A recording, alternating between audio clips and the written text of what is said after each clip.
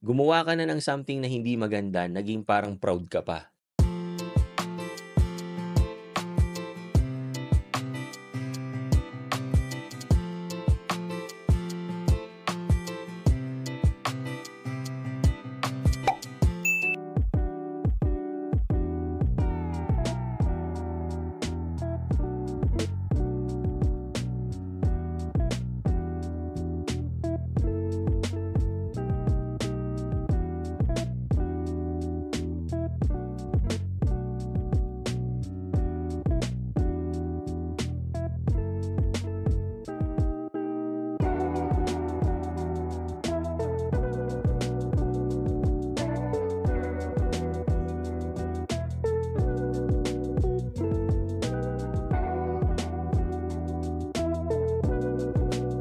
Hello guys, Nardino TV again. So today is Saturday. Kauwi lang namin guys. So galing kami dun sa event ng mga bata.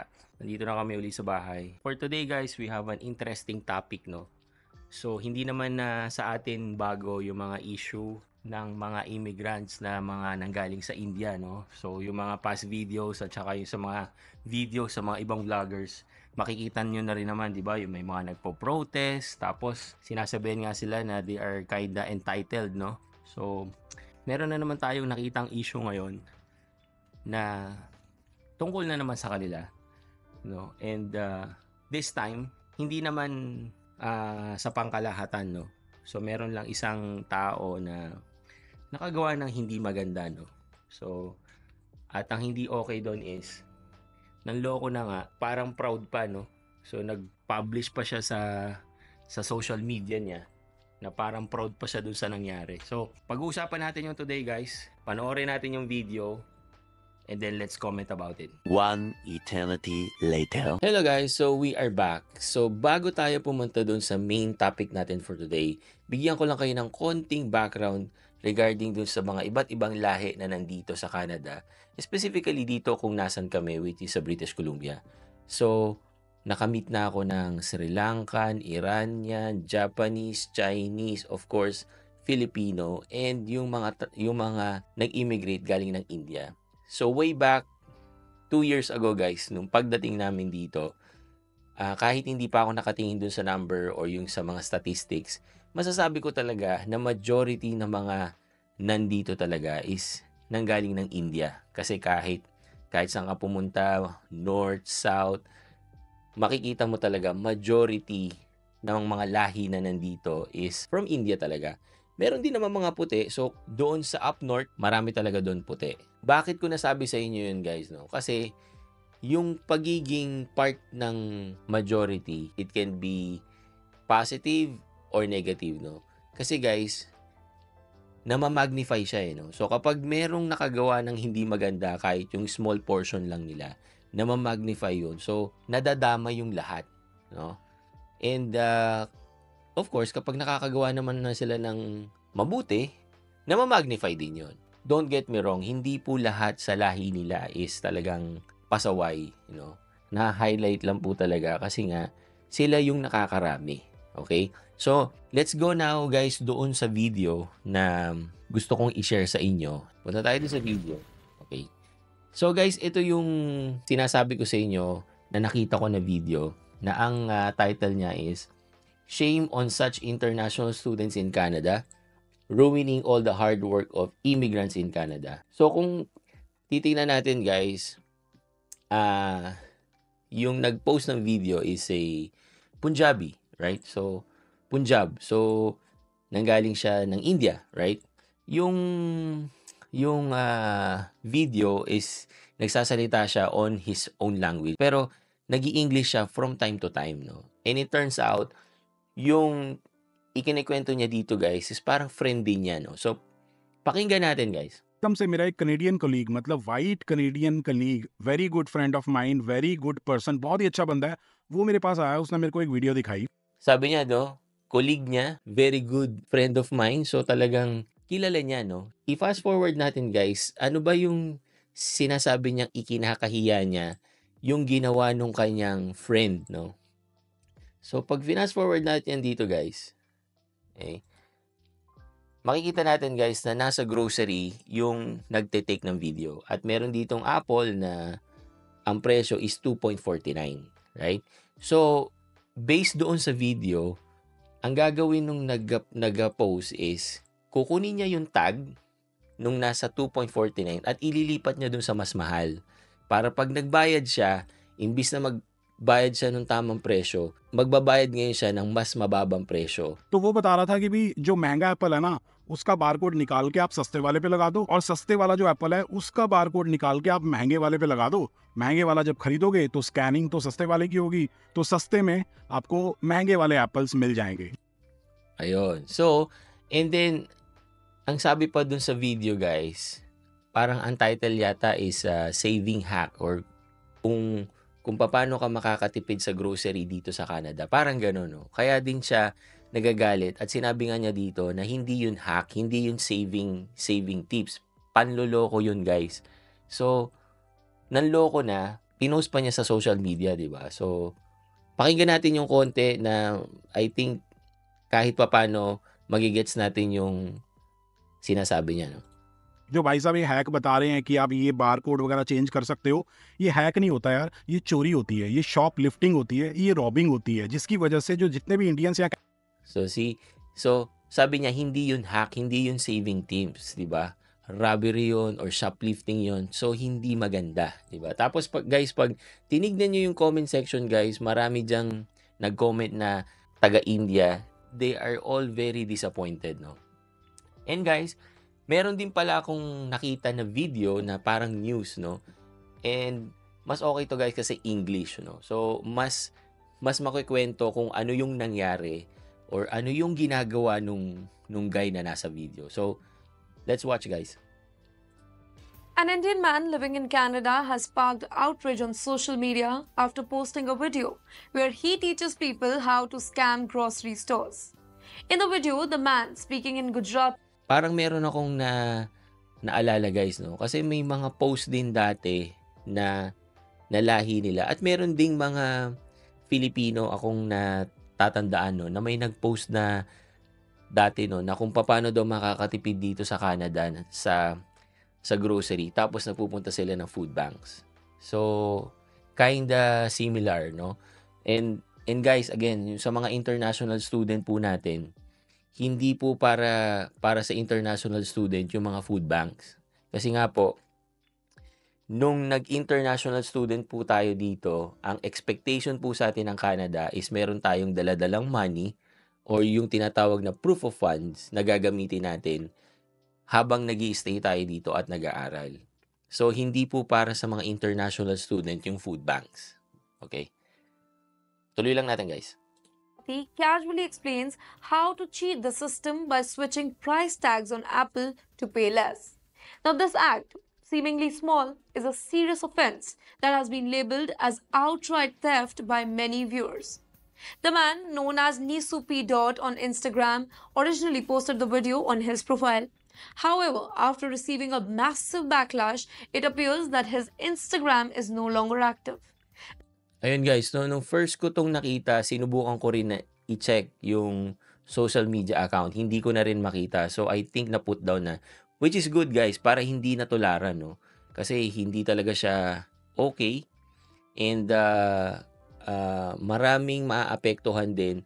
Of course, sabi ko nga kanina, pag merong nagawang hindi maganda yung iilan, nadadama yung lahat, di ba? So, kahit na yung kalahi nila is matino, nagbabayad ng tama. But since merong nangyari na ganito, natatag silang lahat. Which is for me is unfair, no? Kasi hindi naman talaga lahat sa kanila gumagawa ng hindi maganda. Despite this, the video is still being circulated on the platform X, where it has generated a storm of criticism. Now let me tell you what was there in the video. અને કભી ગુજરાતી મળે ને કે એ અગર સેવિંગ કેમનું થાય તને જોવું હોય ને તો બતાવું કે 249 વાળું છે અને 349 વાળું છે તો કશું કરવાનું નહીં આ 249 વાળાનું સ્ટીકર લેવાનું અને આ 349 વાળાનું કાર્ડ નાખવાનું અને તો આગળ સ્ટીકર મારી દેવાનું અને પછી આ તું લઈ લઉં. Now, the video quickly went viral with many people furious at the man's actions. Some commentators called his immediate deportation, saying that he gives migrants a bad name. One user said that this shouldn't be ground for automatic deportation.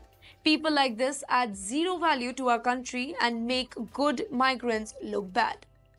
Yung comments ng mga tao is gusto nila talaga is for deportation, no? Kasi, well, yung iba, no, na sabi malit na bagay lang, no, is just 249 to 349. So $1. Pero ang take ko kasi diyan, guys, kung hindi ka mapagkakatiwalaan sa maliit na bagay, paano pa yung mas malalaking bagay? Isipin na lang natin na isang international student, ganito ang way of thinking, 'di ba? Makapagtapos dito, ma-permanent dito, makahanap ng trabaho or baka in the future is makapag-work sa government. Ganito ba yung way of thinking ng mga taong ilalagay natin sa mga ganong delicate job, 'di ba? So, kung ako lang din ang tatanungin, personally, tama lang din, no? And para din maging maging example din sa lahat para hindi natularan. Others were really quick to point out that what he was doing is not just ethically but also illegal. Many expressed disbelief that someone would openly show others how to commit theft, especially in a country like Canada, which is known for its fair system and trust. Now, Yun ang talagang hindi ko maintindihan, no? Gumawa ka na ng something na hindi maganda, naging parang proud ka pa, no? Niloko mo na yung supermarket, tapos pinost mo pa sa social media. Hindi nga natin alam kung ilan yung followers na dun, eh, 'di ba? Eh paano kung 100,000 ang followers niya, 'di ba? Na nakakita ng video and tularan siya, 'di ba? Kawawa naman, guys, yung lumalaban ng patas, yung business, 'di ba? Now in India, scams and frauds can be reoccurring topic. And unfortunately, some individuals have tarnished the reputation of entire community. Adding to a report from 2022, about 17% of global online scams were linked to India. And roughly 60% of the call center frauds globally were tracked back. Ito, guys, I also have personal experience, no? So, yung mga nandito sa Canada, for sure, na-experience nyo rin yan, no? So, yung laging merong tumatawag sa inyo at nagpapakilala na isang telco dito. Kasi, guys, halimbawa ako, guys, ang gamit ko na network ngayon is Telus, no? So, pag merong tumatawag sa akin from Telus, makikita ko talaga yung caller ID, nakalagay Telus, no? So, maraming tumatawag sa akin dito na number lang, and then, minsan, nasa iba silang province, ganyan, tapos magpapakilala na taga Telus, tapos mag-aalok sa'yo ng kung ano-ano. Mas maganda, guys, wag nyo na lang i-entertain. Okay? Kung meron kayong kailangan, halimbawa na services, mas maganda kayo mismo yung tumawag sa hotline or pumunta kayo mismo doon sa branches para hindi kayo ma-scam. Kasi, guys, marami talaga dito niya, no? Back to the country. While these numbers don't represent the vast majority of the honest, hardworking Indian citizens, the few who are engaged in activities like these, whether back at home or abroad, give rise to the negative stereotypes. Indians have historically formed a large group of immigrants in many countries, including Canada, where around 8% of Canada's total immigration population is from India. For these individuals, maintaining a positive image is very important, specifically since Indians have a strong presence in the sectors like technology, healthcare, and businesses. Totoo yun, guys. So, yung pagkakasabi ko nga sa inyo kanina, majority talaga or halos, 'di ba, yung mga na-encounter namin dito, marami talaga yung lahi nila. Again, it's not really a bad thing, no? Kasi sabi ko nga, marami rin akong kakilala na lahi nila na maayos naman sa workplace namin, may mga friends kami, 'di ba? Hindi naman lahat, right? And this is really true na talagang malaki yung percentage ng lahi nila na nandito sa Canada. And malaking part din naman talaga yung naitutulong nila yung sa technology, sa healthcare, and sa business, no? Unfortunately, incidents like these reinforce the negative views. Many people were really quick to generalize, with some comments insulting all immigrants, or specifically the Indian immigrants, are prone to such behavior. So, ang sabi niya is nage-generalize daw. Yung sinabi ko nga kanina, dahil majority sila, di ba? Kaya na ma-magnify pag merong negative na nangyayari. At saka kasi sunod-sunod din naman yung mga negative things or news about them, di ba? Yung dun sa Brampton nga lang, di ba? Yung mga nagpo-protest, yung mga international students doon na bumagsak, and then tapos nagrally, yung mga ganon, guys. And then, di ba nga, ang tag na sa kanila ngayon is masyado silang entitled, di ba? Kaya din siguro, nage-generalize kasi sila mismo kasi gumagawa rin sila ng ingay, di ba? So, yun. This shows how a single individual action can cause widespread damage of the reputation of entire community. So, yun guys. Yun na naman yung very unfortunate news about sa lahi nila, no? Na nangyari a few days ago. Again, wag po nating lahatin kasi nga meron din naman talaga sa kanilang maayos naman talaga, no? And it turns out lang na since sila yung nakakarami, pag merong nakakagawa ng hindi maganda doon sa race nila, nadadamay din po lahat.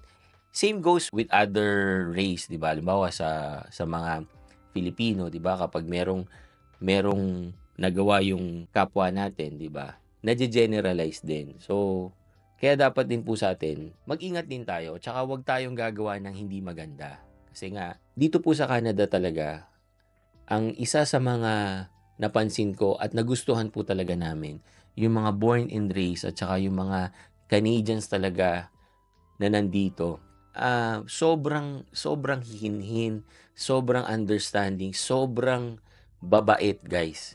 So, sana po yung sa mga migrate na katulad namin, wag po nating i-abuse, no? Rather, kailangan po nating irespeto kung ano yung naabutan natin dito. Kasi, kung tutusin, hindi naman po talaga natin to lugar. Kumbaga, i-immigrate lang naman po tayo dito. So, kung ano yung mga naabutan natin dito, we should learn how to respect them, di ba? Wag nating baguhin, di ba? Instead, kailangan nating mag-adjust, kailangan nating i-embrace at wag nating i-abuse. Okay? So, yun lang po guys. Maraming salamat again for watching and see you again for my next video. Peace.